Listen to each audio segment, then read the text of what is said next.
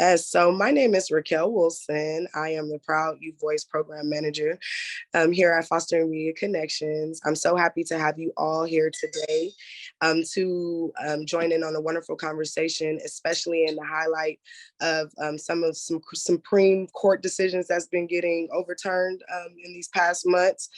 We thought that it would be really great to highlight important conversation that has impacted a lot of foster youth like myself, and in hopes of to inspire and encourage those who serve foster youth, and teach them how to, provide some advice and some better tools to help, better serve teens and pregnant foster youth. So thank you. So just a little bit about the Youth Voice Program. Through educational workshops, writing and poetry contests, paid contributor roles, and intensive fellowships, Youth Voice provides writing opportunities to young people who have lived experience in the child welfare and juvenile justice system.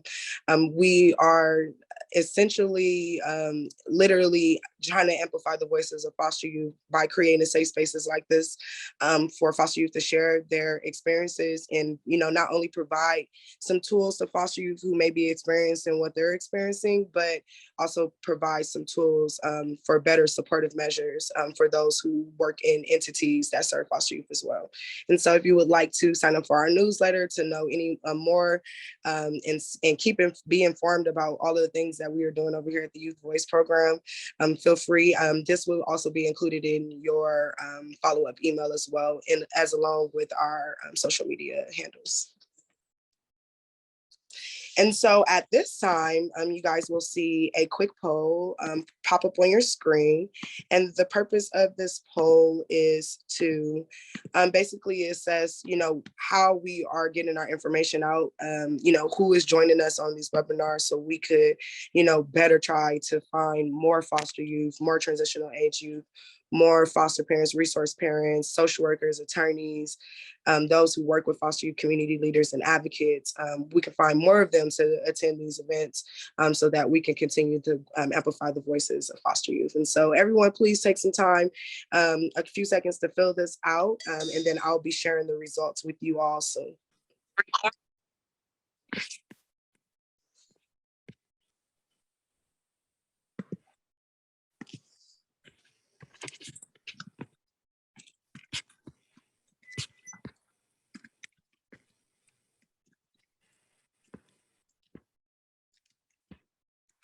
All right, so let's see here. We're just gonna allow a couple of more seconds so I do see some people are still filling in.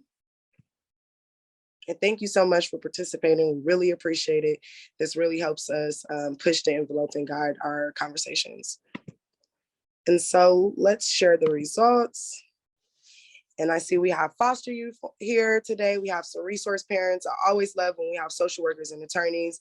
I'm actually wanting to do a special event dedicated to having an open discussion conversation with social workers and attorneys. So if that would be something that you would be interested in, please please feel free to email me. I'll provide my email in the chat later on, because I definitely would like to have an open, candid conversation with foster youth and both and social workers and attorneys. So that's really good to see. Those who work with foster youth, I'm loving it. And then how do you guys hear about our event? And I'm loving seeing the newsletter, social media, and our email blast and word of mouth are things that are helping drive our organization and program goals. And so, yes, thank you guys so much for participating in that survey. As I said before, it really helps us and helps us push this conversation and helps us know how to continue to amplify voices.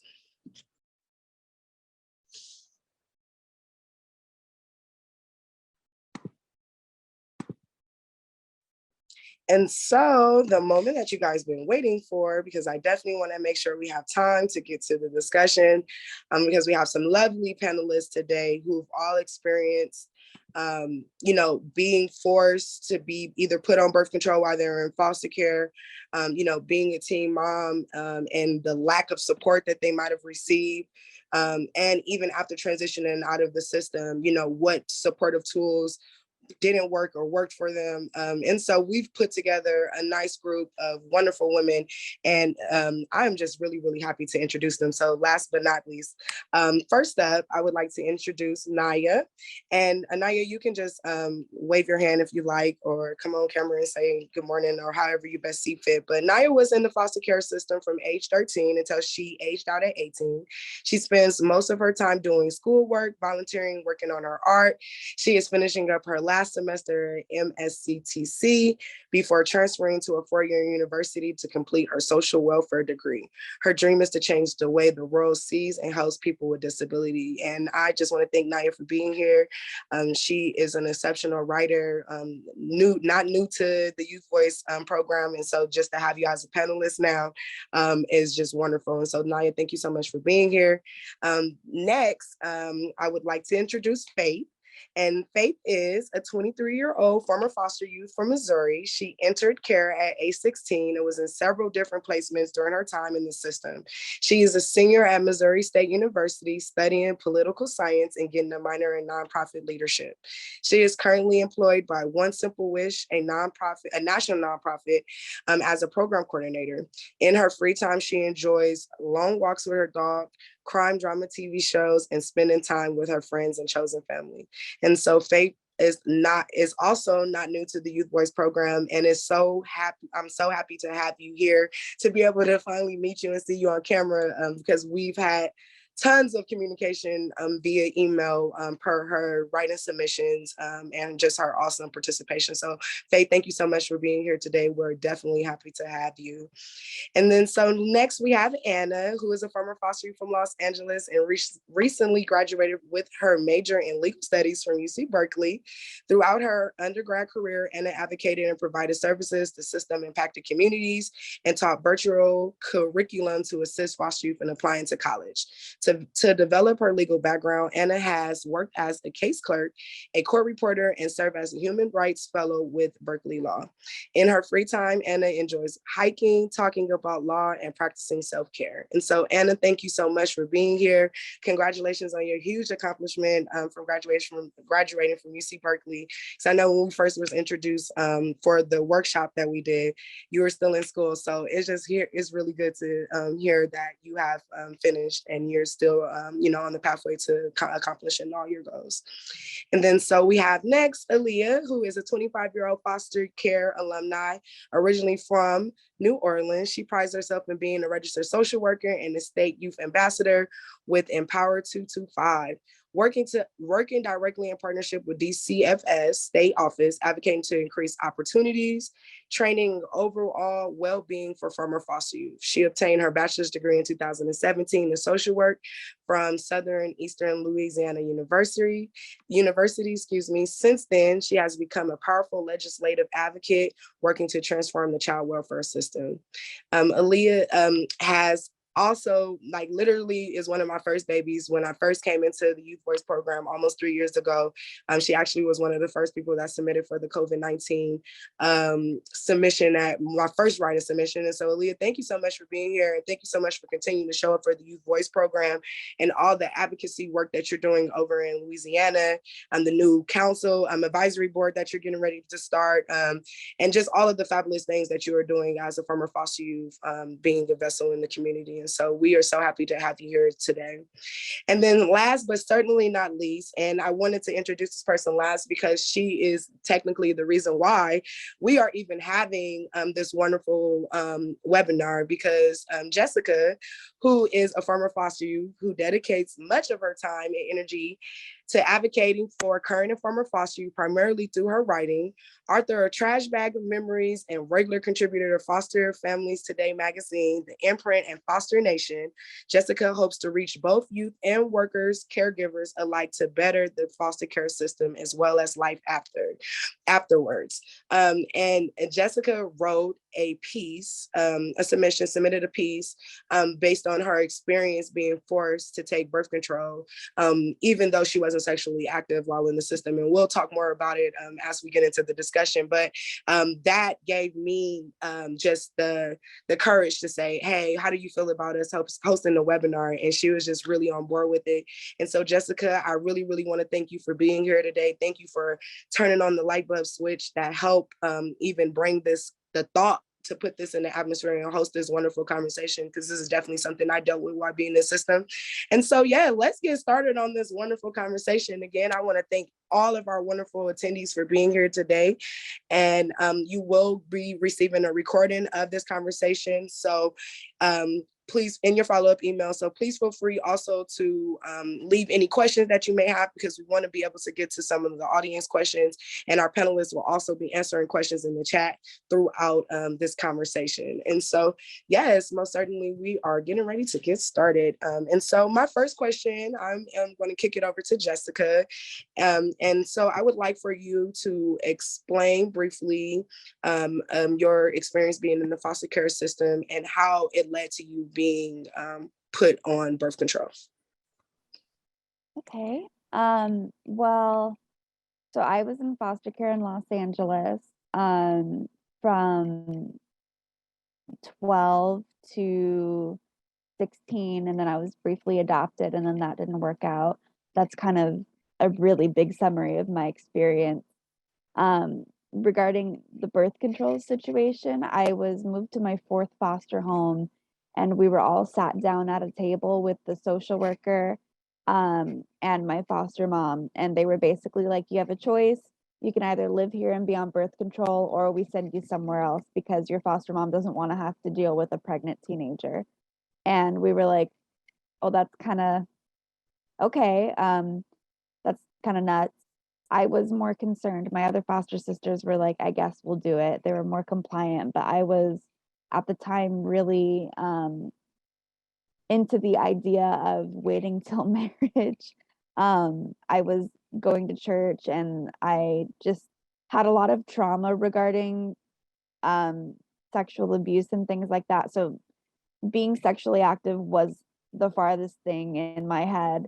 And so the idea of being pregnant, it wasn't even in the discussion for me. So I told them. I also had a fear of taking medication, because when I was younger, I had some problems with that with my parents. So anything that in like a pill form or like injections, anything like that just terrified me. So I was scared, and I told them I didn't want to be on it. And they said, that's fine. We can move you to a new foster home then. And I had just moved to this new foster home, so I didn't want to have to move again. So I was, they, if I were to ask them today, they would probably say, well, we gave you a choice, but that's not really a fair choice. Either you can live here, or you can move, or you can do what we say with your body, so I was put on the depot shot because I was scared of taking the pill, and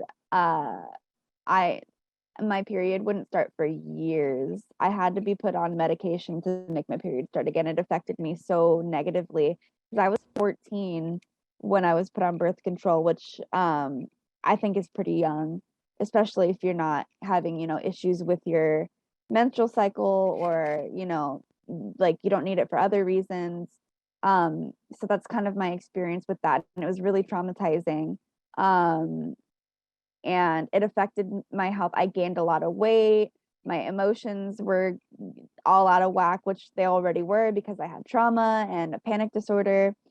So I was just really going through it after being put on birth control. And I just wish I would have been given more of an opportunity to advocate for myself, because it didn't seem like I was really in control of my body at that point. So I guess that's what I have to say about that.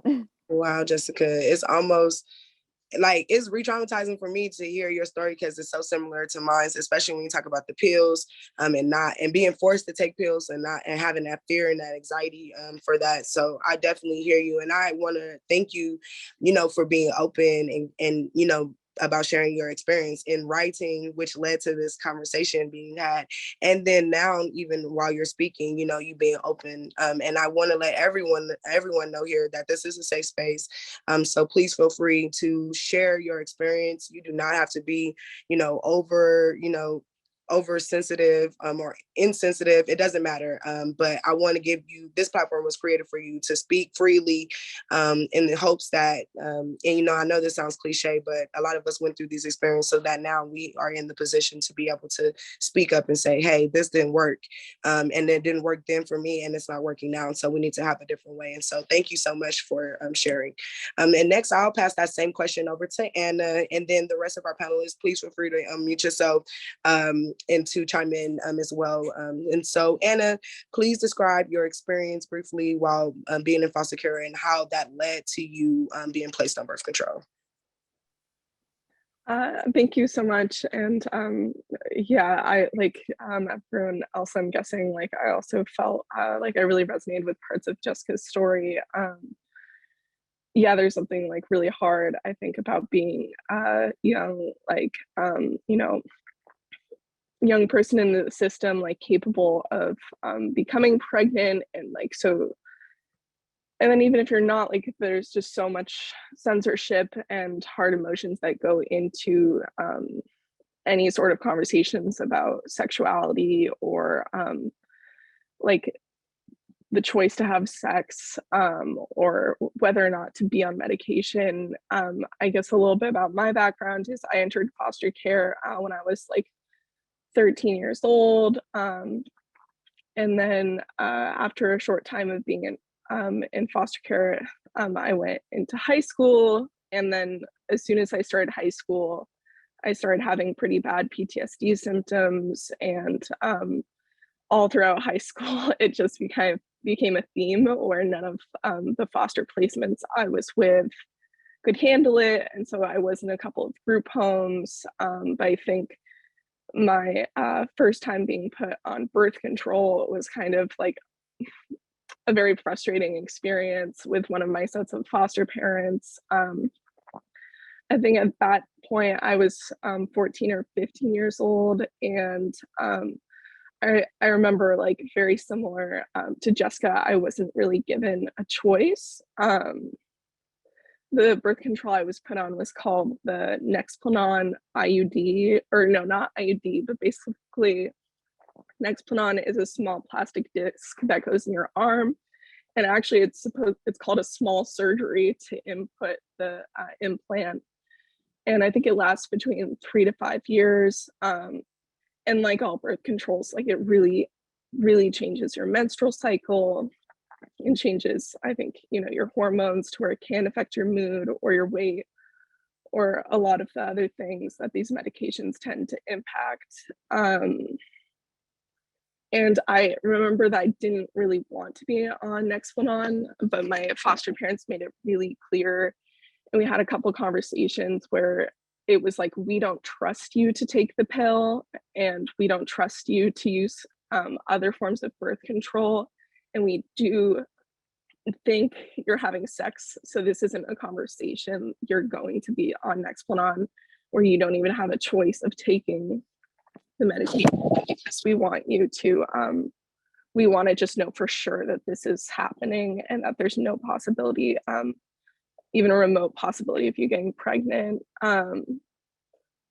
And I ended up being on that for almost the full length of the Nexplanon. And by the time I got off of it, I was actually having a whole lot of other menstrual issues. And just when I reflect back on that decision and being forced to make that decision and the impact like the medication had on me, like it just feels like really relatively unfair. And I also remember being really embarrassed by these conversations. I always kind of had some embarrassment about menstrual and like female cycles, and had a hard time talking with like adults about certain parts of this. But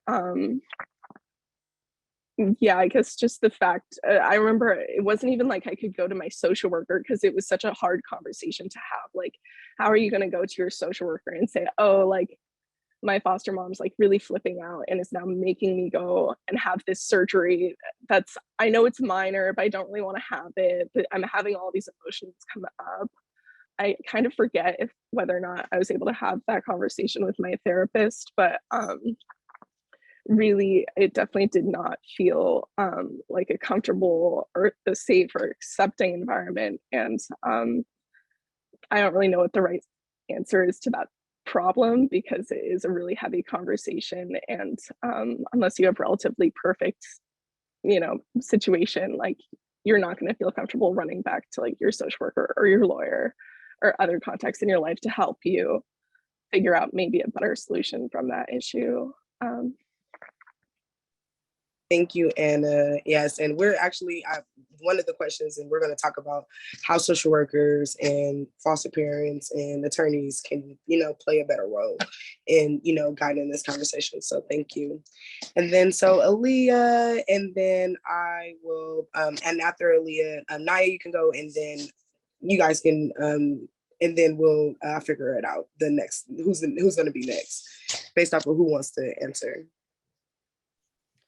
Yeah, so like honestly, I'm just sitting here today, really disheartened, because honestly, when I was in the system and even after aging out and, seeing working cases myself as well, with teenagers, that was pregnant, I really thought that it was more of a Southern issue to an extent of just like culturally, like how parenting is here. But now kind of to see like that this is just a common child welfare theme across the country, I am really disheartened, hearing all of this. I'm similar to everyone else that I entered as a teenager. I aged out at 18 after spending 5 years in the Louisiana foster care system.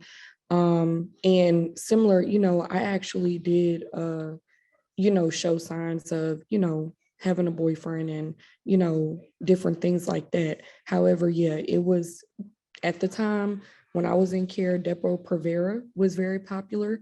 And so for anyone that doesn't know, that's pretty much a 3-month-long shot/injection that regulates a woman's hormones and does completely stop the period.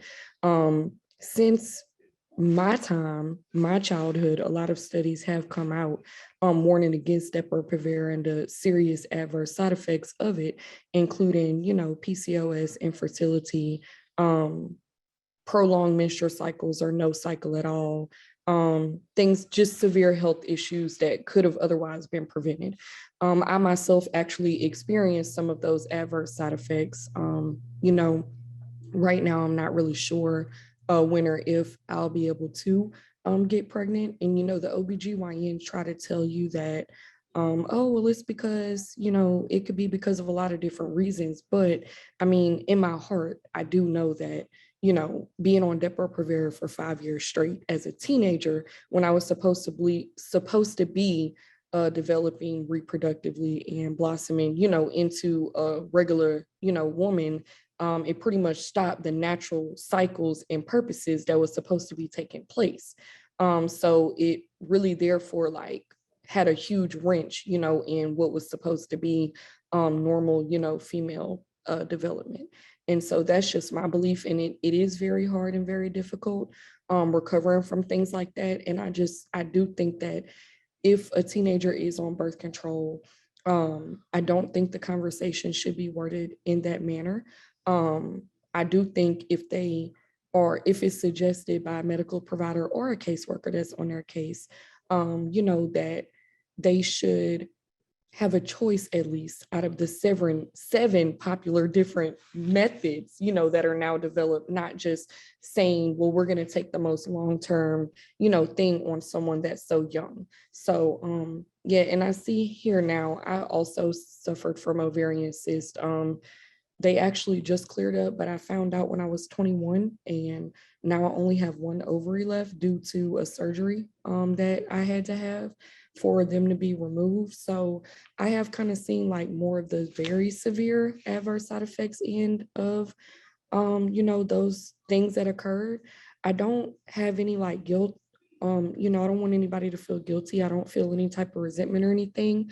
But I definitely would warn against any teenager or young woman being on something even similar, you know, to Depo. They even tell women that are 25 now, you know, that that's like the last option. But when we were in care, it was the first option because it was the cheapest, being that we were on Medicaid, and it was the longest lasting method of birth control to utilize.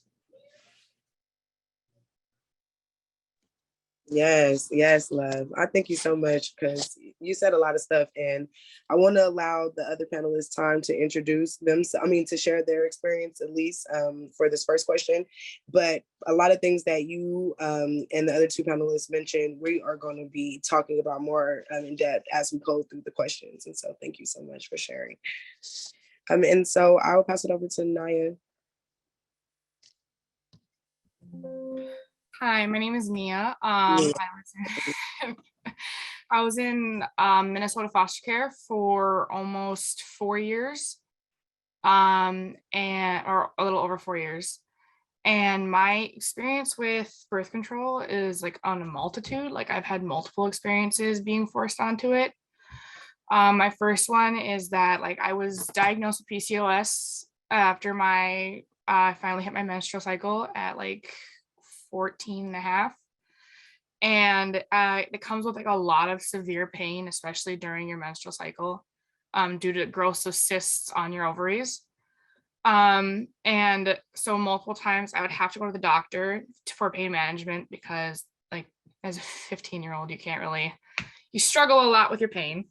And so it got to be inconvenient for my foster providers having to take me in consistently. So I guess they had like this conversation without me, talking about how if I wanted to remain in their care, I would have to get a birth control to help manage my period so that I wouldn't be as inconvenient having to go to the doctor like 2 to 3 times a month. And they landed on Nexplanon.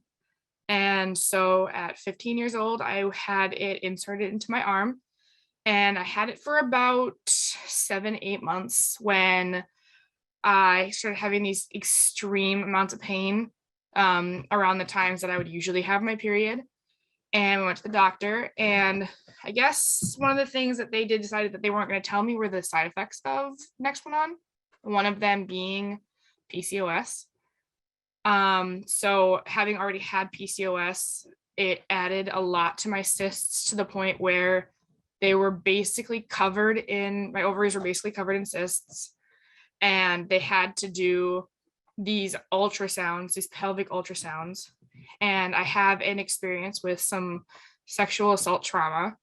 So on top of the excruciating pain that I was in, I had to kind of face head on my trauma, because a pelvic ultrasound is where they insert a very long imaging system inside. And so that was adding on to a trauma I already had. And luckily my mom already had, she hadn't given up parental rights specifically. So after we found out what the problem was, she took me off of Nexplanon, and we left that like placement, and then came into another placement where they decided that they weren't going to allow me to stay there because I was sexually active unless I was on birth control. So they forced me onto the pills at first, and we found that they didn't work on controlling periods. So they were worried that it wasn't going to work on pregnancy suppression. So we tried another one. And that one didn't work. And we came to realize that because I was on Nexplanon so young, that other birth controls wouldn't work for me specifically. So they forced me back on Nexplanon. And to this day, I have it because if I don't have it, my pain is a lot worse and more constant. Whereas now I just have my period every 3 months. But it is a prolonged period, so I have it for like 2.5 weeks. But all in all, I think if I was not on that birth control, in the first place, I feel like I would have had a better chance in my future on pain management and possibly pregnancy, as a hysterectomy is in my books for a possible future if my cysts do not go away. And infertility is definitely the main concern for my OBGYN. Thank you so much for sharing. Oh my gosh, you guys, I'm definitely gonna have to, like, I definitely want all of us to, have some self-care after this conversation. It's over, and take some time to, like, just get a little bit of mental, session mental awareness, because this is, it can be re-traumatizing talking about this, talking about your experiences and just hearing, all of you guys' different experiences, and the fact that we all have similarities, and, even with the adverse reactions and, what's happening in our adult life,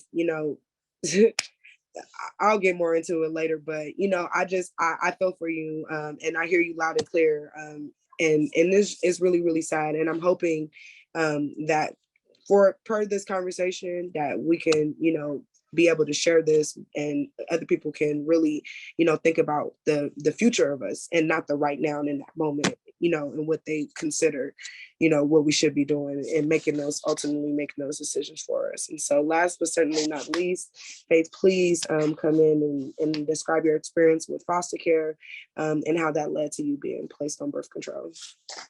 Yeah, so my experience isn't like anyone else's that has spoken so far. So I was in a kinship placement actually when I was initially introduced. I was in a kinship placement when I was introduced to birth control initially, and it was, being from the Bible Belt is a very interesting dynamic with birth control of, like,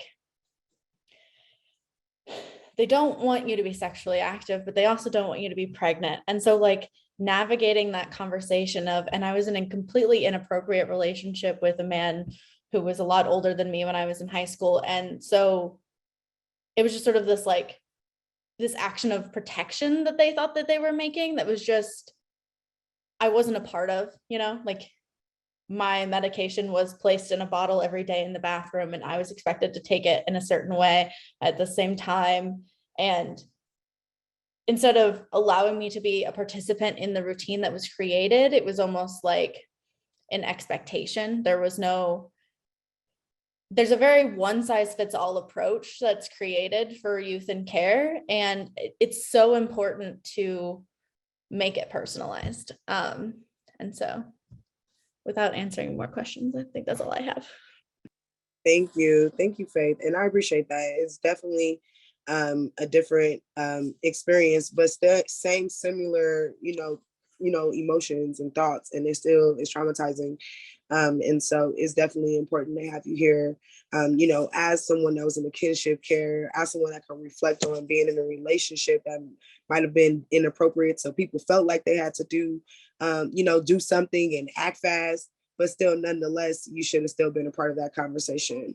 I mean, we're going to talk some more about tools that could be used. And so my next question, it would be, so obviously you guys don't agree that foster girls should be directed to be placed on I don't know why it's not coming out of my mouth, contraceptives. And so do you think that, how do you, and Jessica, you briefly touched bases on being forced, we all kind of touch bases on being forced to, not being allowed to stay in the home specifically because the foster parent had a fear. What would you say to those resource parents now? Like, what would you say to them now? And what would you say to all the resource parents that are out in the world that might be dealing with this or experiencing these thoughts and these ideas of wanting to force the people who are living in their home for a job and a role that they signed up for, volunteered for? What are your thoughts? What are you guys' thoughts? And so I'll kick it over to Anna. Hi, Raquel. Wow, that's a loaded question. I I guess I'll start with that. I think that there's not really a perfect answer. I really wish I could come into this space and say, you know, throughout my undergrad career, and I recently started graduate school, after my experience in foster care, I have devoted a lot of my life to studying policy and studying laws and human rights, and like, how do we make sure that we're all protected when we're in these situations, and especially when there is such an uneven power dynamic between the youth and the system. And I think it's a very it should be an individualist, like, how do I say that? It should be a very personalized approach to each girl, because I think each girl is different, but I think there also just needs to be like strong, hard baselines of these are actions that are inappropriate, i.e. Something that I really didn't appreciate was like extreme fear mongering. Like, I'm 23, and I think when I was in high school, like, and a little bit before my time too, but that was really strong in high school, you know, like 16 and pregnant, and these shows where like they really force the narrative that if you get pregnant at a young age, like your life is ruined. And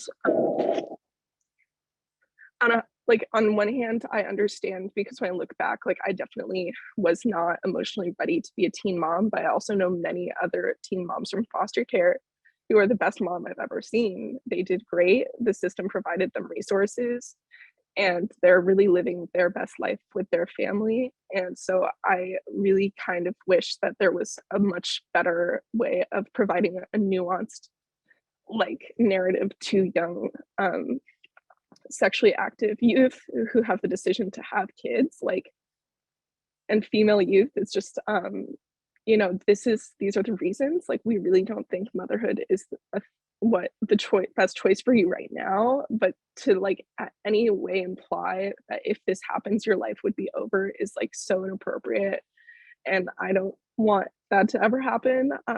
I just think everyone in the room needs to think of better things to say to young women, especially, other than your life will be over. I think it's really bad fear mongering, I guess I would say. Other than that, I kind of said with my issue, like, I was like really shy and uncomfortable about talking about my sexuality and birth control. And so I'm wondering if maybe there's a way that, like, maybe in some instances it's more appropriate. Like, in my case, I would have preferred not having that conversation with my foster parents, and them instead maybe being honest with my social worker, and I could have that conversation with them. And then I think that would have also led to a better understanding of, here's your legal right, and here are choices that you can have. Because in my situation, I wasn't even provided a choice. And when I look back, like, I'm very confident that I would have chosen a birth control that didn't require like having a minor surgery and like a permanent plastic, you know, hormone thing in my arm for many years, which also led to cysts in my case too. So I think at a minimum, like, you need choice, you need like much better conversations, and like young youth need to know that there are options and that they're cared for. And also, please stop demonizing young girls who may or may not be having sex. I think that is also really problematic when we're a whole population of young people that are just really put in these uncomfortable situations, and where we're treated like bad in some way for going through very normal teenage things. Yes, yes. Thank you so much, Anna. I really, really, really appreciate it. I see Aaliyah, you popped up on the screen. So is that an indication that you would like to chime in on in your thoughts on this question? Yeah. Actually, I wanted to. Oh, okay. Yes. Go ahead. Jump right on in. Jump right on in. Yes. Her on the if you had a choice, I feel like I would have made it on my own. I'm 22 years old, and I am facing a double hysterectomy before 25 as a huge possibility in my life. And I feel like if I was given that choice, like, if, hey, these are the ones that, like, we think that it would be best for you if you chose to do birth control, being that you are sexually active, And I feel like as someone who probably doesn't want to get pregnant at the age of 15 years old, I would choose to go on birth control. But I feel like I never even had the option of going through the other possibilities of birth control. Like I have autism, so I've been on pills since I was like 7, to help manage my anxieties, my depressions, my like all the emotions that I had trouble managing myself. So taking pills was extremely easy for me. And I have always been really reliable on that, because if I wasn't, well, then I might have a temper tantrum in the middle of my elementary school. So I feel like if I was given that opportunity, that respect, and that responsibility, I would have definitely been able to follow through, and I wouldn't be 22 years old facing hysterectomy and possibly never being able to have children of my own. And on top of all that, I feel like you're definitely right. Like these people signed up to take care of us. And for some reason that in some people correlate to, I make all your decisions for you. And that's just, it's not what it is. I feel like the big point of foster parents and foster companies is completely like vanquished in the minds of some people, because like the second you have that responsibility over someone, you can take it as doing what's best for them or just managing whatever makes you scared. And I constantly refer to it as the Tom and Jerry rule, where you have the one who is totally reliant on you, and your job is to help them learn to be responsible, self-sufficient, independent. And you're like, you miss that opportunity when you take that away from them, and you're minimizing their learning capabilities from what you can teach them, and instead showing them that they really don't have a choice when it comes to their own body, especially when it comes to forcing birth control or forcing them into other situations that they're not comfortable with.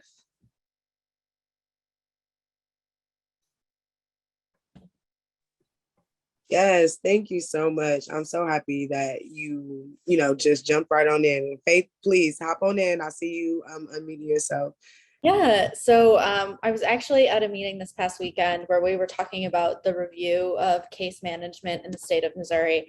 And one of the questions they ask is, are children moving placements only when it's in their best interest? And I think we really have to think about what our definition of best interest is, and if we're taking into consideration the opinions of the foster parents, or if we're solely basing it upon the youth themselves and what that looks like. Because I feel like so often I personally stayed in placements out of fear of like, it could be worse, staying in that, moving itself is a trauma, and it's something that we have to grapple with. And so if we prevent a trauma by keeping someone in a placement that might not be the best fit, but it is in their best interest not to be moved, and the opinion of the foster parent not being the priority, because I feel like in a lot of instances we prioritize the opinion of the foster worker, the foster parent, and not the opinion of the youth, and involving them in the conversations, especially when they're able to. So. Yes, thank you. All right, Aaliyah, I see you unmute yourself. Please feel free to. I mean, I agree as well. I just really think that moving forward with, especially with things that have long-term, side effects and consequences, that everyone, should be included, in that process. Like first the youth, of course, but if they want outside guidance, allowing them to say, this is who I'd like to see guidance from, whether that's a counsel worker, attorney, their caseworker, whoever, and, not forcing, things that could later inconvenience their entire life to make things, convenient on the adults in their life. And I do understand, like, foster parents do have a very difficult job. Everybody isn't an ideal, teenager. There's a lot of bumps in the road. And I can see it from both perspectives now, being a, a social worker, and, having been in the system before. But at the same time, I do think that they're facing more chances of rebellion, discrepancies, and all this other stuff if you're making things forced. You know, I mean, at the end of the day, like everyone should be afforded like human rights. And this honestly reminds me of, you know, the immigration advocacy too, you know, where we're talking about like basic human rights that everybody should have. But for some reason, even like Faith outlined, and, you know, I try to uplift this all the time, you know, a lot of foster youth are forced to operate off of the you should just be grateful mindset. You know, you should just be grateful that, or just this. And, you know, because the child welfare system, you know, the way that it was originally developed, it's just that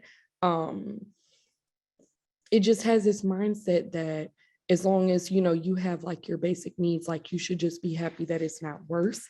And I really think that it's teaching our youth not just to accept the bare minimum, which affects them negatively later in life, but it also lets the people that are supposed to be accountable for them not have so much accountability as what they should have, you know, as the adults.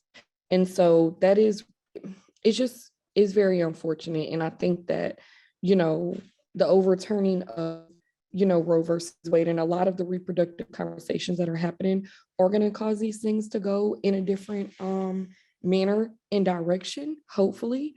But I do think that these experiences need to be shared because, I mean, you know, being so young and not knowing if you still like even have the choice, you know, to be able to like have kids of your own is very, it's just something I wouldn't wish on anybody. It really is. And it affects everything from your relationships to, you know, your family, your future, your plans, everything. Oh, you're so absolutely correct. You said a lot of, I love when I'll be ready to do my poetry snaps when you guys are talking. And so in, so I want to ask this question and I want to provide a brief background on why I asked this question.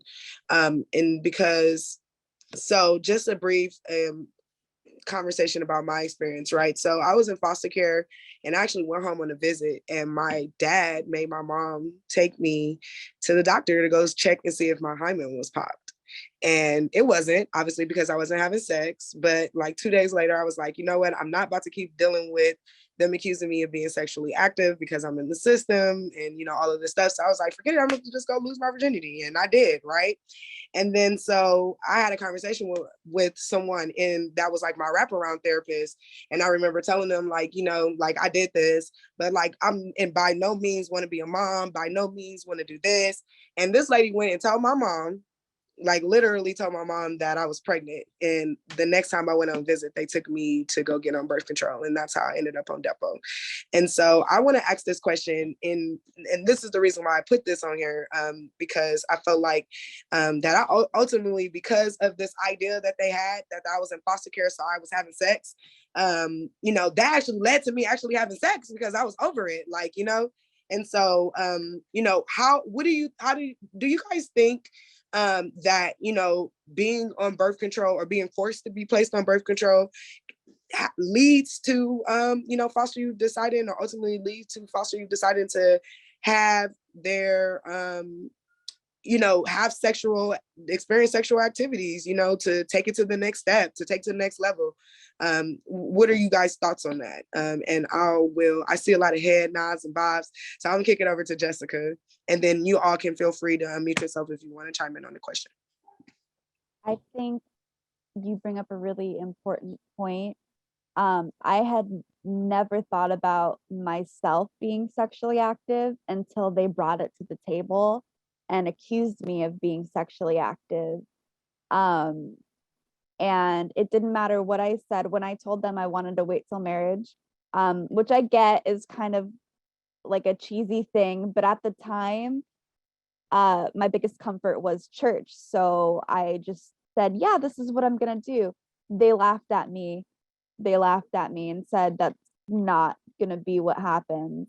So they basically took that choice away from me too by basically telling me, no, you're definitely gonna be sexually active when I'm telling them, no, I'm not, and I don't plan on it. And I don't want to say it's none of their business, but you know, like I felt really violated by that. accusation too. Like I just didn't feel comfortable with that conversation. So I do think that bringing this conversation up to foster youth can kind of ignite that thought in their head, and it just introduces a whole new path for trauma and self-worth issues, and it's a lot more of a sensitive topic than I think foster parents think it is. And I feel like as a foster youth, I had no idea how to react to it. So I didn't even really know how to advocate for myself, or I didn't know how to react, how to like respond. So yeah, I think after being put on birth control, I started thinking about sex a lot more, because I also at that point was like, well, I'm protected, maybe I should be having sex. I was like I didn't want to, but I almost felt obligated to. I don't know. My head's wired weirdly, especially back then when I had just found out I wasn't going back with my mom. I was literally asking friends' parents to adopt me because I didn't want to be in foster care anymore. I was putting a lot of people in awkward positions, but it was a thought that crossed my mind after being put on birth control. I'm like, maybe I should just have sex. Maybe I should just do it because I'm protected now. So, and that was something I never thought I would think, because I wanted to wait till marriage. So yeah, I hope I made sense. I kind of went around a lot, but I hope that makes sense. You make perfect sense. You make perfect sense. And you go around as much as you want to go around, and as long as you're getting your thoughts out, and we leaving it all on the floor. Emily, I see that you unmuted yourself. That you want to chime in, or Nia, did you want to chime in? All I was gonna say is, just based on, of course, me being a teenager before, as well as, working with teenagers now, it just is a might as well mindset. Like, I mean, that is what most like teenagers operate off of, unfortunately, even if they are, well, now things have changed like way more dramatically, with media and everything from when I was a teenager. But, for the teens that are not sexually active, I think the sad part about it is like, they'll talk more about like pregnancy than like the STDs that you can't get rid of. They'll force you to go get on birth control, but not tell you about herpes, AIDS, and syphilis. They'll take you to the clinic to go get, long-term this and that, but, won't say the importance of going to do, certain necessary checkups, and that's the only part of reproductive health that I remember ever even talking about, period. You know what I'm saying? There was a lot of things that I wasn't aware of, which is why I never went, to get certain things checked out, and didn't found out about my own health condition until I was 21. You know what I'm saying? So that's the things, is like, you're not really teaching them like survival. I mean, the part of survival that is being taught is a type of benefits like the caretaker, unfortunately. And I'm not trying to, be messy. I'm trying to be a blessing, but at the same time, it's just like, there are certain things that can be worse than pregnancy in this lifetime that can cause, just the long-term depression and self-loathing and stuff like that. And that's not being, pushed. Because I mean, if I get pregnant, I'm gonna be stuck with that for 9 months. But, if some other things happen, you can hurt other people's lives due to that. You'll be stuck with that for way longer than 9 months. So Yes.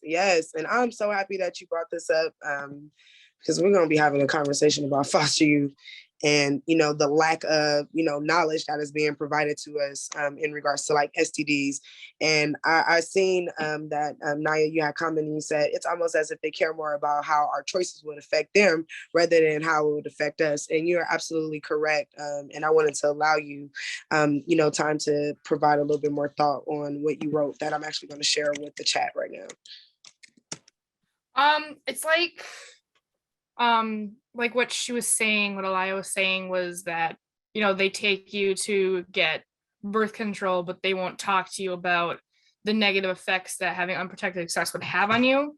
In a way, it's almost like they're saying, I care more about you having a baby and bringing a child into this household that's inconvenient for me than you struggling with this possibly life-threatening disease that could be transmitted through sexual activity, because one of them purely affects you and your health and another one affects me and my household. And then on top of all of that, I feel like what everyone's saying about, like what Jessica was saying about how, well, I might as well, since I'm protected. I personally, I don't know if anybody else felt that way, but I felt as a 13-year-old being forced to have a conversation about going on birth control for being possibly sexual active, I felt like sexualized. Like I felt like someone was saying, you're a woman, you're a girl, you have this, therefore you hang out with these people, you must be having sex. Like there's no other choice. Whereas I get along better with guys. I like most of my friendships were with guys. My best friend since childhood was a guy, and he used to come over all the time. At 14 years old, they would refuse to let him come over anymore because I was obviously sexually active with him. And I felt like that mindset ruined a really good friendship for me, a support system that I had, because they couldn't get out of their mind the possibility that a 13-year-old, 14-year-old girl wasn't interested in sex yet.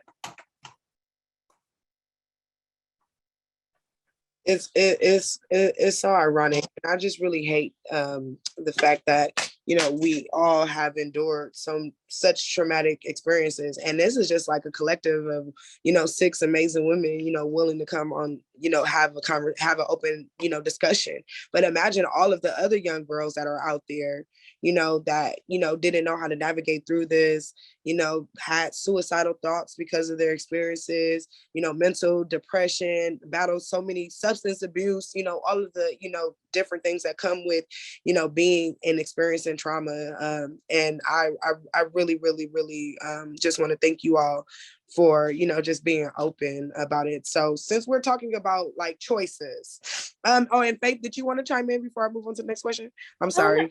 Yeah, no, I just think that this conversation really opens up a bigger conversation of being a larger person in care, and sort of the medical industry of itself, of like this dismissing of symptoms. And we've talked about ovarian cysts a little bit in our chat, and like I know with my personal experience, like I've gone to the hospital and just been like completely dismissed because they're like, well, have you tried eating better? Have you tried this and this and this? And like drinking water, that could help with your pain. And just those like important navigations of foster youth. There's this expectation that foster youth are a certain way. And a lot of people bring that to the table of, oh, you're a foster youth, you don't look like it, you don't act like someone who's in foster care. And it's like, how am I supposed to act? How am I supposed to present? And then this expectation that leads to pushing, and your teenage years are for exploration. They're for pushing those boundaries. And so when you put down those boundaries and you put them in the sand, and then you have to like, then teenagers try to fight you. They try and rebel. And then you've got that like, having a child is, for some people, a great way to finally get that connection, that feeling of love, that feeling of that permanent, this person will always be with me. And if you don't have that, that desire comes sooner, I think, for a lot of youth. And that's a longer conversation, but I do think that it is one that's worth exploring. Yes, and I love that you you know, mentioned that they're never trying to. It's a stigma how they're, and it's a problem too, because they're never trying to figure out the problem. They just see that it's something, and they just, you know, tie it to whatever the narrative is that they created in their mind. And it's really unfortunate. And so the next question, and this is important, and I added this question in because, you know, with all of the Supreme Court decision that's happening right now, in wake of the Roe versus Wade Supreme Court decision being overturned, how do you think that correlates with, you know, this conversation, foster youth being forced on birth control, teen pregnancy, and being a teen parent, You know, how do you think that that decision impacts, you know, these experiences that we're sharing now? Oh, please go ahead, unmute yourself, love, and jump in. So this is a conversation I have with plenty of my friends. I'm not even gonna lie. The Roe versus Wade and the birth control conversation is, they're completely directive. Like, since Roe versus Wade was overturned through the Supreme Court, I feel like in a lot of minds, the fear of becoming pregnant has become surreal. And especially in the minds of people who hold the responsibility over foster children, and the fact that we already know that there are those who would put the fear of having a child in their home over the health of their foster child, I feel like it's going to get worse. I feel like we're going to have a lot more sightings of children being forced into birth control, because at this point, a lot of the states are overturning their you can't have an abortion laws, or you can have an abortion laws. And so the fact that in those states, that's going to be the main fear, I feel like a lot more kids are going to be pushed into birth control, because I mean, other than that, you get pregnant, there's nothing you can do about it. I definitely agree. And I am dropping in the chat right now some stories from a series that we actually did in regards to, and some of the people that we have on this call wrote, you know, speaking to the impact of that court decision and how it impacts foster youth in this conversation. And honestly, just up until this point that you mentioned, I didn't even realize that, you know, because of that court decision, that now more young girls are going to probably be forced to take contraceptive, you know, medication to prevent pregnancies, you know, regardless if they're sexually active or interested in having sex or not. And it's unfortunate. And so is there anyone else that would like to chime in on this? Please feel free to unmute yourself.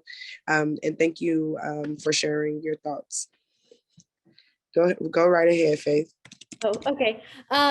Yeah, I also would like to reintroduce the Bible Belt worry as well. Of there's not only the forcing of birth control, but also the lack of allowing youth to take birth control in a lot of homes here. Of like, well, we're a religious placement and we don't believe in birth control, so therefore, if you want to remain in our house, you can't even take birth control. And I've heard that from several youth, and that's a concerning narrative too, because if you are sexually active and you want to protect yourself from pregnancy, and that is a decision that you're making and your placement is allowing you, that's another consideration. So it's all about bodily autonomy and allowing youth to make the decisions that they see fit and that are for them. Yes, thank you. I really love the way that you answered that question. And now I'm like thinking like, dang, how that's it, it's really thought provoking. And I'm glad that I actually put this question on here, because when I was thinking it in my mind, I was considering a whole totally different answer, you know, of what's happening now and not what's going to happen, you know, based off of this. And so that adds a lot of more perspective and to why, you know, that Supreme Court decision being overturned is definitely impactful to, you know, young girls and women like us. And so I heard Anna, so I'm going to kick this question over to you to start. And if you need, any of you all want to chime in, please feel free to do so. But in regards to policies, laws, program procedures, you know, agencies that allow foster parents to create their own rules regardless of the law and policies and procedures. What do you think? What do you guys think should be changed or revamped to better align with supporting, you know, teens who are sexually active, pregnant foster youth, and those who, you know, might want to be on contraceptive? Yeah, I think going off of Aaliyah and Faith's points, this is just really fundamental. Like, there needs to be an entire reprogramming of sexual education. I would say more for almost all K through 12, but especially for foster youth, like there needs to be a much more in-depth conversation. And like, I just think doctors as well as other key caretakers in their life, like really need to be willing to spend that time. And I don't know if the rest of you will agree, like I feel like when youth are put on birth control, like very often you spend up to like 15-30 minutes in the doctor's office. Like they're not spending like almost an hour telling you like these are the ins and outs of female sexual menstrual cycles, and this is when you're most likely, like I just feel like there needs to be much better information. And I actually have a close female foster youth friend who went on birth control and didn't understand that like once she was on birth control, she did not ever have to take Plan B if that became an issue. So like there was a complete like gap between like, wow, I'm already taking this medication, and she was under the misunderstanding like, no, I have to take additional medication if the condom broke or something. So I just think those types of like much better sexual education is key. But I also wish that government and policy makers would just really acknowledge what many of the Supreme Court's justices acknowledged during oral arguments, which is that even if you use birth control perfectly, there is still a 1 to 10% chance of being pregnant. And like, there's a point in the lead up in Dobbs where they're talking about it, and the Supreme Court directly recognizes like, yeah, even with perfect use, even with a very relatively strong options of birth control, like there's just some proportion of women that will, without question, still become pregnant. So then I guess from there, I mean, I'm really upset because obviously a community that's highly disproportionately low income and experiences trauma and has very complicated relationships with people of their life, like we are one of the most vulnerable communities. And in these 20 to 30 states where they're implementing much harsher laws, like I really hope that the youth there will be supported at all costs. I mean, and I don't necessarily just want to be a band-aid of, oh, if something happens, like let's make sure that teen moms are supported, although I think that is a very good policy. Like I think also like you should have some sort of like a legal right of like, I did not have to get forced by this state. Like I don't know, I just wish there was some way. I know there are states where they're talking about allowing youth to leave the state to get abortions in other states. I mean, it's just such a complicated and very triggering conversation, and all of the outcomes I think are horrifying and really speak to the key of this issue, which is that it's depriving all women of like key aspects of bodily autonomy. Justice Clarence Thomas directly says in his dissent that he's fine bringing back an America where female bodies are entirely discounted and are basically property of the state. Like the language in this decision and the way it's going to impact foster youth is, in my book, like horrifying. And so I just really hope that at this very vulnerable time, like we can all come together and try to put foster youth at the heart of this conversation. Like how at all costs can we give you every available option and make sure like you're fully maximally supported in these like very, very hard decisions. Yes, thank you so much, Anna. I really, really appreciate you diving into, the policies and how, people who are up top that never experienced the foster care system sure got a funny way of telling us what we need and what we don't, but they never walked in our shoes. I used to have this discernment for going to therapy, right? Especially in like the Black community, we don't believe in therapists, etc. But like I used to hate going to therapy sometimes because they'll put their hands on your shoulder and be like, we know what you're going through. And it's like, do you know what I'm going through? Like, did you have to figure out what you have to eat this morning? Did you have to try to keep your foster, keep your foster mom, dad, husband off of you? Like, you never had to experience those things. And so you don't understand the anxiety that it comes with. I'm sitting in the back of my head like, well, if I'm, moving to a home and I'm sexually assaulted, how can I, get rid of this? Or like, and not get rid of this, like, it's not a blessing or some things, but just the way and circumstances of sometimes how we are placed in, in circumstances, and sometimes, and a lot of foster youth, like, I can bet on one count. I literally would be willing to bet a lot of foster youth first experiences wasn't even by, their first choice. Like, so a lot of us were coined sexually active, but we were sexually active because somebody's like, took our innocence or did something to us, you know what I'm saying? And another thing by force.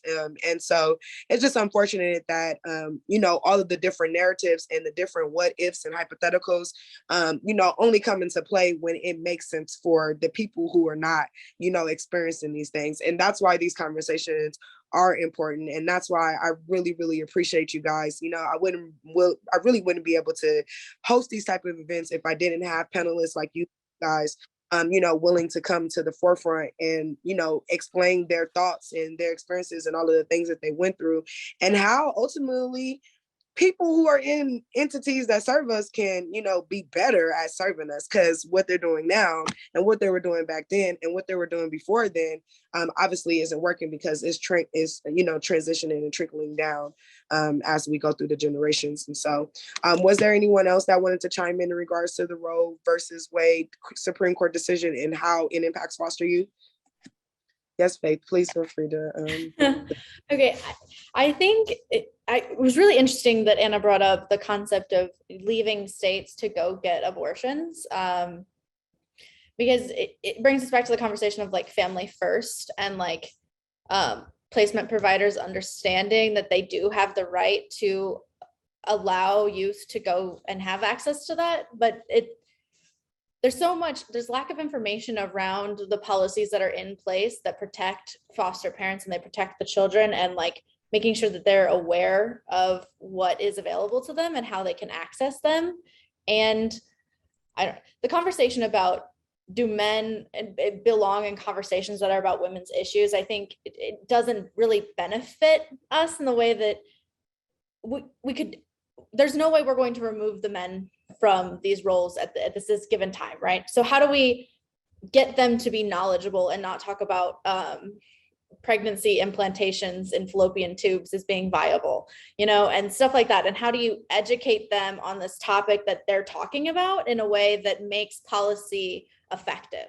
Because that's what the goal is at the end of the day, to have effective policy. But if you don't have the knowledge to make that policy happen, and how do you get the people in those positions to be educated and to involve doctors in these conversations and the people who actually know what they're talking about, and to get it, instead of being a trigger conversation, be more of a effective policy conversation? I love that. And I love the idea of having an effective policy conversation to really get down to the root. And I think that, this is leading into my next question, but I think that I did a good job by creating the safe space. I hope I do a good job by creating safe spaces for, us to talk about our issues and some of the things that we've experienced, especially the traumatic issues. But what are ways that resource parents, social workers, attorneys, what are ways that they can create safer spaces for us to feel comfortable talking to them? I probably had like 31 different social workers. I always shout out my favorite social worker. Her name's Jean Torres out of LA County, because she was literally the best of the best. Like, she literally just basically like didn't let me go. She didn't abandon me, and she taught me the ropes, and I'm not even gonna get more into it, but she taught me the ropes basically in terms of navigating through the system so that I can make it, to emancipation and after emancipation. And so what are some things, or like, how can resource parents, the social workers, the attorneys, the program officials, even school people that, because I think it's unfortunate when you go into a school and the principal doesn't know who in the school on campus are foster youth. Like, that's something that bothers me to like the core. Like, if somebody walks on the high school campus and say, hey, we have these free items that we would like to support foster youth with, the principal, the officials wouldn't be able to tell me who the foster youth, like, they don't make it a concern or a priority to figure out who the community, what community of individuals, what community each individual falls in, to figure out how to better assess it. It's almost like a one size fit all kind of thing. And then somehow we're kind of like disregarded, or we're not disregarded, but the fact that we're foster youth doesn't even matter. We're, inserted into whatever community or population that they're targeting to help or support. And so what do you think, or how do you think these people, these persons can create a separate place for foster youth like this to have conversations? I think the main thing that we would have to start with over literally anything else is to take the time. One of the things, like, I think it was mentioned quite a few times, is when it was coming from like spending time in doctor's offices for education, it wasn't even like anything more than 30 minutes to get it, the information that you think you need, and then to get it put in or whatever. And so I think the only way that we can have that safe space is if there's trust there. And if there's, in order to build that trust, you need to take the time to talk to the people you're responsible for, i.e. your foster kids or the students or the patients or whoever you're responsible for taking care of in that moment. The only way that you can find a proper, moral, responsible way to care for that person is to take the time to understand that person. And if you don't take the time to understand them, then it basically, I think all is lost. Because I mean, if you can't open a basic communication with the person you're trying to help, then you're not helping them.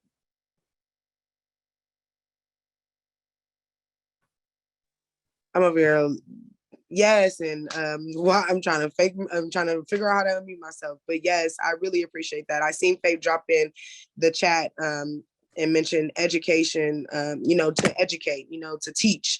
And Leah, did you want to chime in? Yeah, I mean, I honestly was just gonna say, like, actually doing the work, when you're board hearings, allowing everybody to be at the table, ensuring that teens are included, making sure that you're searching for resources to ensure that, they're equipped with the things that they need.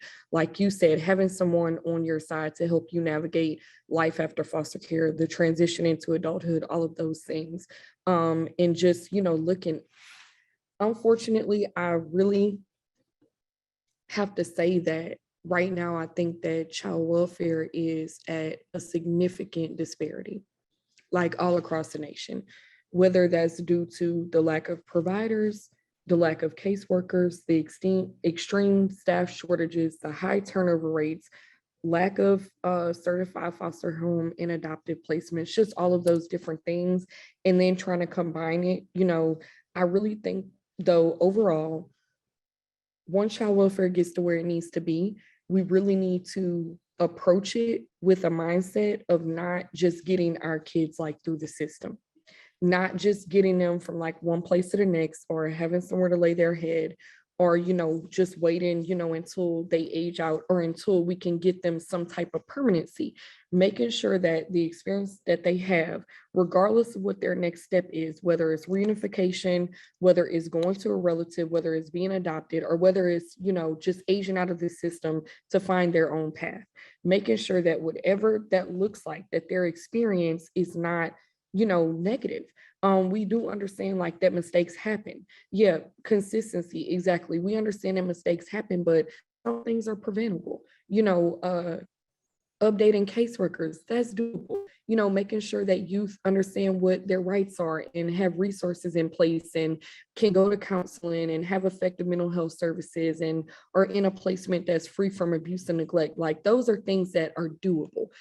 Everything may not be perfect, but treating people with dignity and respect and allowing them to have a right to self-determination. You don't know about anybody else, but when I was going through school, that was like the values that you had, like, as a social worker or somebody in services. And I really know that, like, with the pandemic that happened and everything else that's been going on in the world, like, there has been some form of deterioration with the core of what human services is supposed to look like. Unfortunately, the people that are suffering the most are the ones without a voice that are actually supposed to be receiving, the services and the benefits, exact systems that are going through, these problems and these issues. So that's just my point on it. I definitely think there needs to be a lot of like policies, looked at, but I do think like one thing that everybody can start out with is, if your state does like have a Bill of Rights already, ensuring that there are sections in there, that relay the message in regards to, making mental, medical, and reproductive health decisions with the youth's voice. ensuring that youth have voices in their court hearings and that they can attend if they want to. And then lastly, ensuring that whatever family team meetings or staffings or whatever's going on, that they're included in that.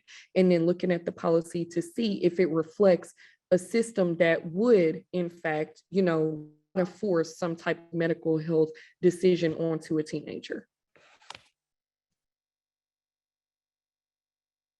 Yes, I really, really love that. And I'm happy that this is a recorded, conversation, because I definitely want to I think that I can take like literally 5 different more things in here and lead into another conversation. And there's so much to unpack that I would definitely be open to having a part 2 discussion to, keep this conversation going and welcoming other panelists too into the forum to keep speaking about this, and maybe that might even cause us to do raise some awareness or something, to just kind of highlight and make sure that we have a voice in these kind of conversations that are happening, especially when they are having Supreme Court decisions and et cetera, police policies and laws that impact us.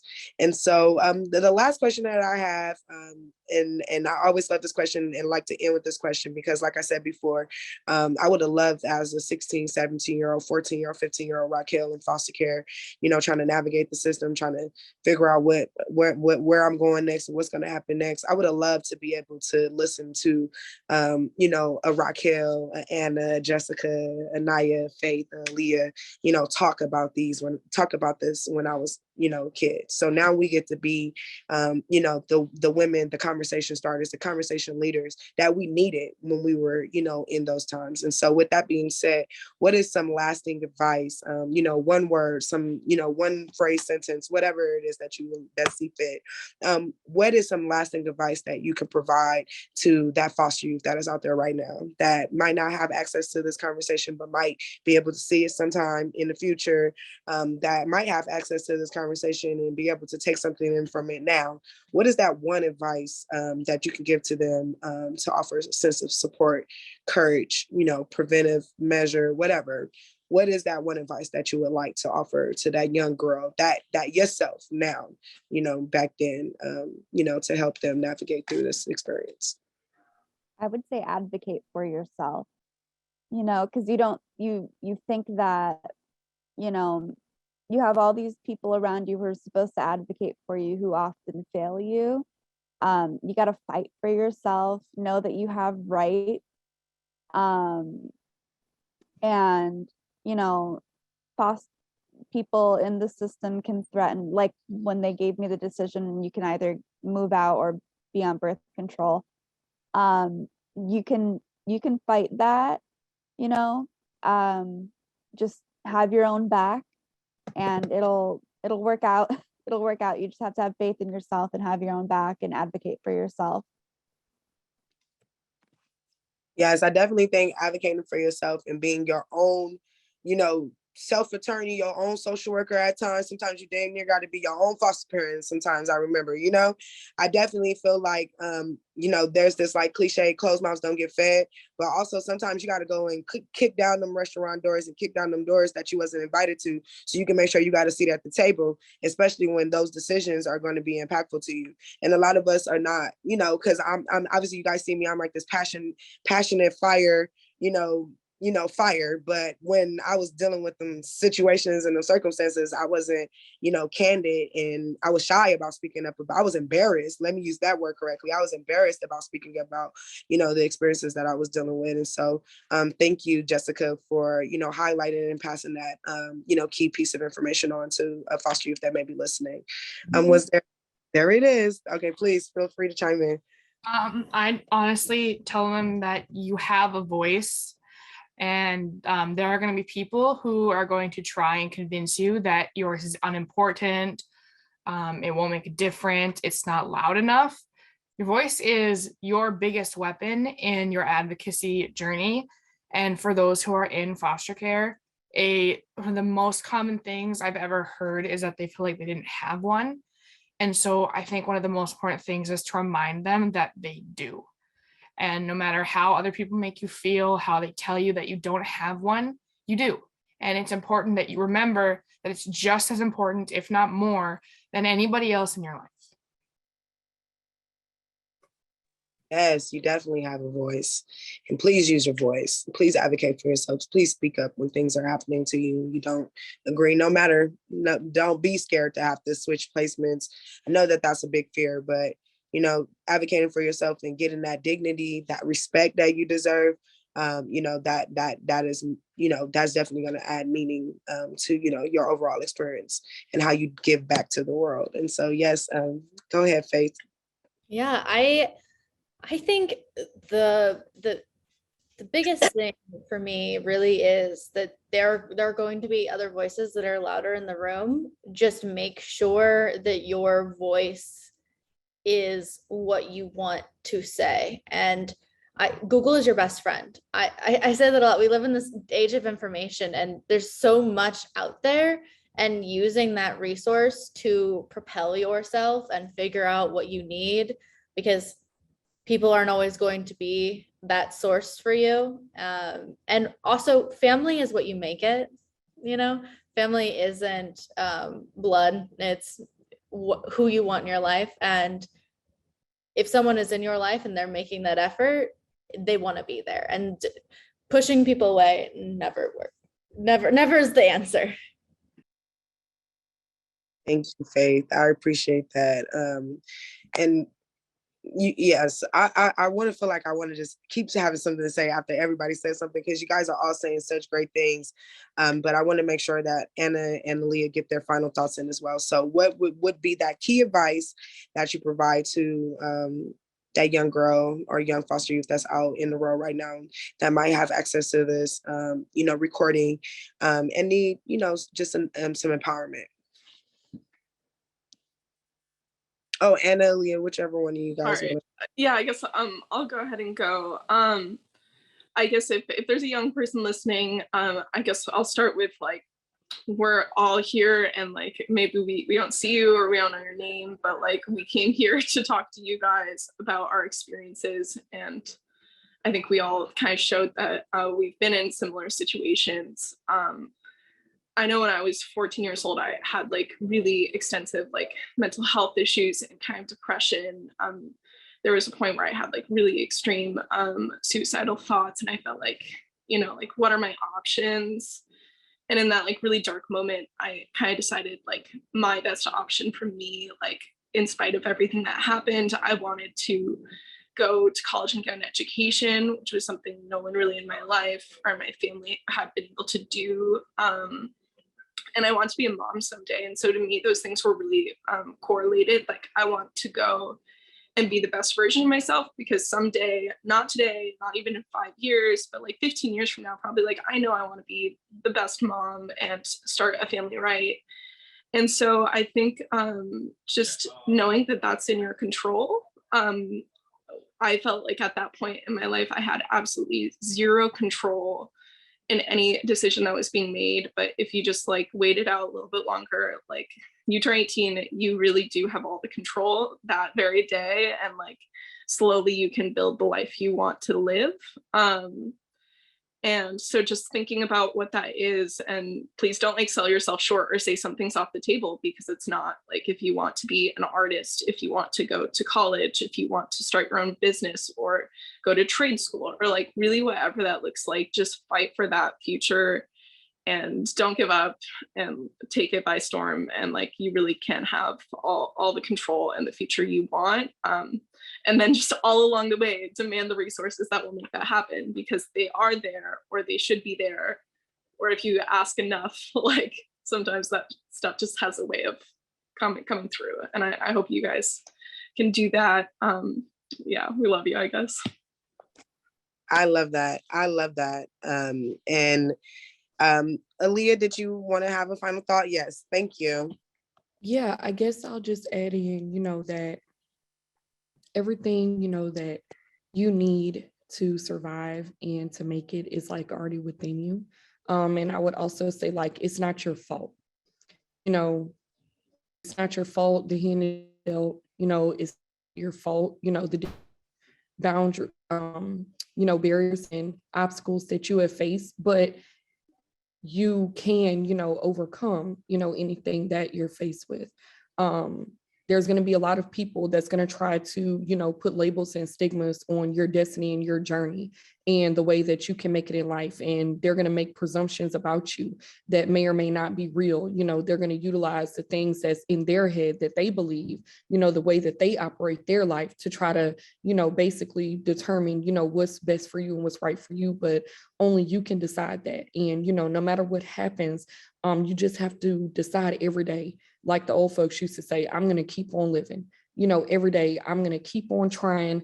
I'm going to do everything that I can, not just to make it out and not just to break out, but to break free and to, do everything that you want to do in this life, because the only person that can determine like the best thing for you is you, and to really heal and thrive and, develop those resources that you need and, depend on the people, that are there for you, and don't let anything or anybody, stop you. Even if you are someone that is facing, reproductive issues and this exact situation that we've talked about, don't let the outlook, that other people have, came up with determine your personal outcomes, so just keep on pushing on, and don't be afraid, like they said, if something is happening to you, to say something to whoever will listen so that you can be okay. Yes, thank you. Thank you. And I want to just take the time to thank you all so much for showing up today and definitely showing out. I know that this was and can be a re-traumatizing, thought-provoking conversation, but is definitely needed. And it's not really good to hear that we've all had similar experience, but it's good to know that we are, and you guys know that you all know that you guys can come talk to me, that you are a part of the You Voice community, and we will definitely continue to, host events like this to, talk about the truth and the real things that they want us to silence us about. And so I just want to thank you all so much for speaking openly about your experiences. And thank you to our audience for, listening in and being great listeners and, hearing what we have, to say at this time. And thank you guys again. It's not over. I want to just say thank you to the panelists. But as you guys can see, we have dropped in a chat, into the chat, a post evaluation for you guys. Please feel free to fill this out. This just lets me know what I could be doing better as a panelist, as a webinar facilitator, what I could be doing better to help navigate through the conversation that I'm having with the panelists, what type of topics you'll be interested in seeing. If you are a social worker or attorney interested in being a panelist for one of the webinars that we would like to host next year, please contact me. I am going to be putting my email address in the chat. If you are interested, are part of an organization and you have foster youth who need to, learn how to amplify their voices, we have workshops. We train foster youth and teach them how to use their experiences and turn them into publishable pieces.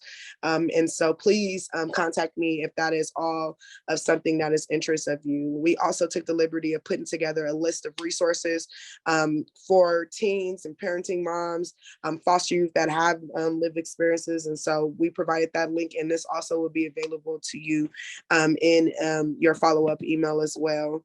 And it's just a list of different organizations that have, that help teens and foster youth and pregnant teens navigate through the system or after the system after they become parents. And so our next upcoming event is going to be dedicated to talking to youth that are in New York about youth homelessness. And so if you are interested in registering for that event, I will be dropping that information in the chat now. In addition to that, we are also now currently accepting Youth Voice applications for our Foster and Justice Empowerment Council. Tomorrow's actually the deadline, which I'm going to extend until Monday. But if you are a youth leader out there, former foster youth with juvenile justice experience, it's preferred but not required. But if you have juvenile justice experience, we definitely want to invite you to be a part of this council. If you are a DCFS worker, probation officer, social worker, if you work in an entity that serves foster youth as a community leader or advocate, we definitely would like to welcome you to be a part of this advisory board, but more so empowerment council, where we will be continuing to actually go specifically in direction of some topics and issues that impact foster youth and ultimately build out build out solutions and recommendations for entities that serve foster youth, so that we can help continue to amplify the voices of foster youth. And so if that is something that is of interest of you, please feel free to apply. I've dropped the information in the chat. Last but certainly not least, I want to thank you all for being in attendance today. The Youth Voice program is dedicated to helping amplify the voices of foster youth. Literally every initiative, every project, everything that you see foster youth participate in through the Youth Voice program, they are compensated for. So if you like to see events like this, if you would like to contribute to helping us continue to be able to pay our panelists and to pay our writers for writing, writing submissions and etc., please feel free to donate. Please feel free to sign up for our newsletter to stay informed about all of the wonderful things we are doing here with the Youth Voice program. And I look forward to seeing you guys next month at our next conversation. You all have a great day. Again, thank you to our panelists. Shout out to Talia in the background handling our tech support.